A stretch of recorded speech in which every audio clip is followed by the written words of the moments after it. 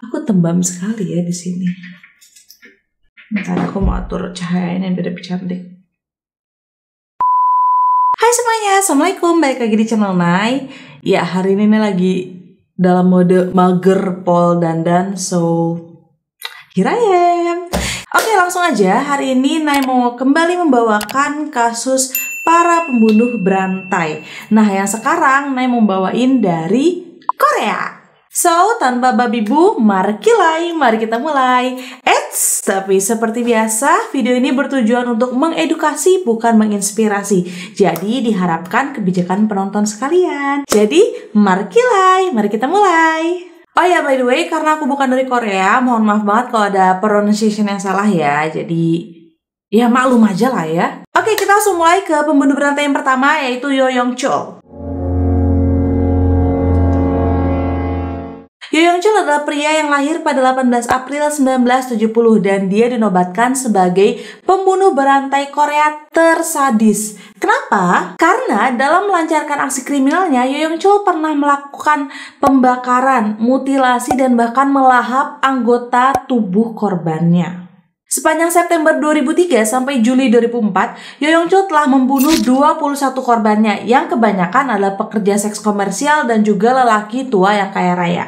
Dia juga mengklaim kalau dia telah membakar 3 korbannya dan memutilasi 11 korban lainnya. Ngeri banget anjir.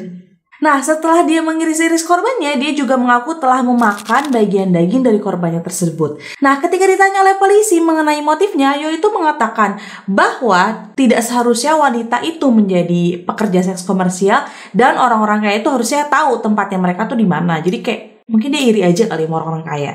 Dan dalam pengadilan, Yo ini tidak merasa dirinya bersalah dan mengatakan kalau dia pun akan melakukan pembunuhan lagi apabila dia tidak ditangkap oleh polisi dan tidak dihukum mati. Tapi akhirnya pembunuh dan kanibal ini diadili hukuman mati. By the way, kasusnya Yo Yong Chol ini tuh pernah juga diangkat di serial film, salah satunya Through the Darkness. Aku baru banget nonton kemarin dan menurut aku ini bagus banget. So, next. Selanjutnya ada Kim Dae-du. Dia adalah pria kelahiran 11 Oktober 1949 yang merupakan salah satu pembunuh berantai Korea pertama dan yang paling tersohor di sana. Karena Kim dianggap bertanggung jawab atas tewasnya 17 orang warga Korea termasuk lansia dan juga anak-anak. Belasan korban ini dihabisi nyawanya pada kurun waktu 55 hari dari sekitar Agustus sampai Oktober 1975. Dalam laporannya, Kim juga melakukan aksi perampokan, tapi aksi perampokannya tuh berjumlah kecil, kayak nggak nyampe 700 ribuan gitu. Dan menurut pengakuan Kim sendiri, dia tuh tega membunuh orang-orang tua karena dia tuh merasa orang tua akan mengingat wajahnya atau wajah dia sebagai pembunuh, dan dia tuh tega membunuh anak-anak karena dia tuh gak suka dengan tangisan anak-anak. Kamu gak bisa jadi ayah. Pada tanggal 28 Desember 1976, Kim Dae-du dihukum gantung di penjara Seodaemun atas tuduhan pembunuhan, pemerkosaan, pencurian, percobaan pencurian, walaupun pengacaranya itu telah meminta kerikanan hukuman. Selanjutnya ada Jong Nam-gyu.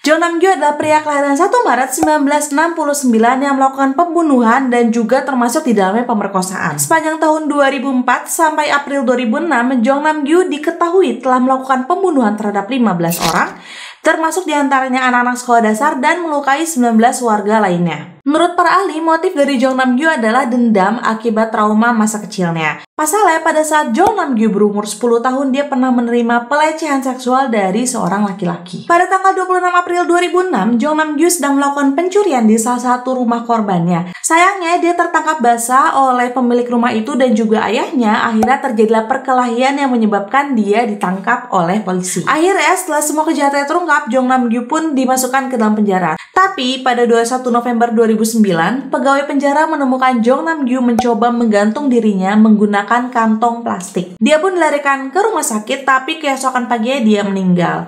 Kejahatan dari Jong Nam-gyu ini juga digambarkan di series drama Korea Through the Darkness. Yang selanjutnya kita ada Lee Chun-jae.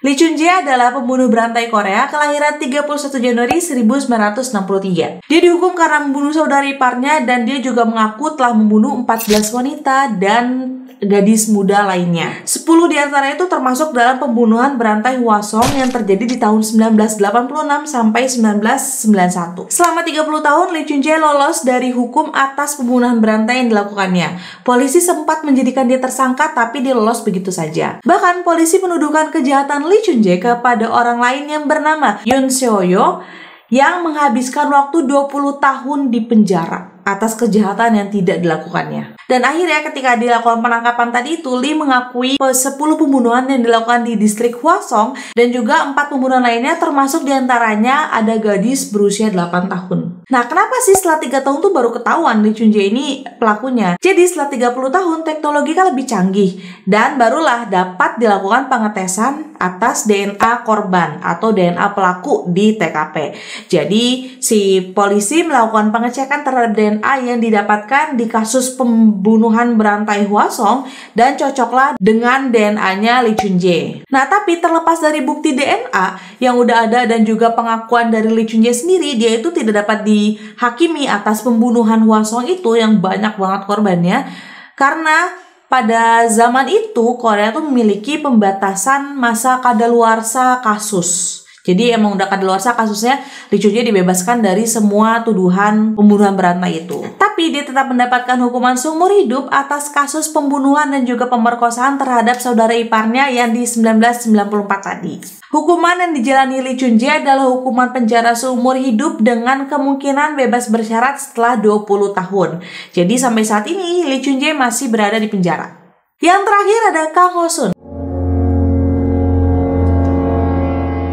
Kang Ho-sun adalah pria kelahiran 10 Oktober 1969 yang telah melakukan pembunuhan terhadap 10 wanita, termasuk di dalamnya istri dan juga ibu mertuanya untuk mendapatkan uang asuransi. Kasus-kasus itu terjadi di 2006 hingga 2008 dengan modus Kang Ho-sun menawarkan tumpangan kepada wanita-wanita muda. Jadi mostly korbannya adalah wanita-wanita muda yang diajak sama dia untuk masuk ke mobilnya dia. Dengan wajah dia yang cukup tampan dan juga perawakannya yang kelihatannya orang baik-baik, dia dapat dengan mudah menggayat korban-korbannya untuk ikut dengan dia dalam mobilnya. Dia juga meletakkan semacam figura foto dengan anjingnya atau boneka beruang. Jadi buat lebih meyakinkan korbannya untuk mau masuk ke mobil dia. Kang Ho-sun memperkosa semua korbannya sebelum akhirnya mereka dibunuh dengan cara dicekik. Kang Ho-sun akhirnya berhasil ditangkap karena ia diketahui menggunakan kartu kredit dari korbannya yang ke-8. Maksudnya ke-8 setelah ibu dan istrinya ya. Dan pada 22 April 2009, Kang Ho-sun dinyatakan bersalah atas pembunuhan, pemerkosaan, dan pembakaran. Dan dia pun dijatuhi hukuman mati di pengadilan Ansan. Dan sampai saat ini dia masih dipenjara untuk menunggu eksekusinya. Dan again, kasus Kang Ho-sun ini juga masuk di drama Korea Through the Darkness. Dan kalian juga bisa coba tonton filmnya sih, karena menurut aku seru. Itu cerita mengenai profiler pertama di Korea. Jadi dia emang membahas kasus-kasus pembunuhan berantai yang mostly aku bacain di sini tuh ada di sana. Rekomen deh. Nah, itu dia tadi mengenai para pembunuh berantai Korea. Ada lagi nggak sih pembunuh berantai Korea yang belum aku mention di video ini? Kalian boleh komen di bawah ya. Dan nextnya mungkin aku pengen bahas kasus mereka satu-satu ya. Karena menurut aku kasusnya ini seru untuk dibahas. Dan apa ya, emang sekilas aku baca ceritanya tuh mereka psikopat banget ya. Pastinya sih pembunuh berantai kan. Nah, gimana kalian suka video ini? Kalau kalian suka jangan lupa di like dan share juga, siapa tahu teman-teman kalian juga suka cerita-cerita kayak gini. Subscribe juga ya untuk dukung Nai terus supaya semangat bikin videonya. Dan sekian video hari ini, semoga kalian suka dengan cara Nai menyampaikan ceritanya. Kalau kalian ada ide mau bahas atau mau cerita apa lagi, boleh komen di bawah. Atau kalian bisa juga langsung DM IG Nai di @nadiarahmatin. Terima kasih sudah nonton video ini, semoga kalian terhibur, semoga kalian suka dengan cara Nai menyampaikan ceritanya. Sampai ketemu lagi minggu depan, bye-bye! Kita matiin!